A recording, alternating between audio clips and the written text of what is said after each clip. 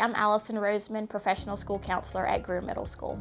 The folks that work here are great. They really care about the students. I enjoy my time here. I think the most favorite part about my job is just seeing the light bulb come on in kids' heads. You could tell them something a million times and they don't get it, but that moment that they finally understand what you've been trying to tell them, or that you've been trying to teach them a strategy and encourage them to use it, when they finally realize that it works and that it can help them, I think that's the favorite part of my job. What would you be able to do so you feel better about the situation? Just knowing that you're making a difference. I think for me, my colleagues that I work with, we just care. And I think that's one thing that I would like people to take away from all of the work that professional school counselors do, is that we really do care about the students. Try and apply for the career exploratory class.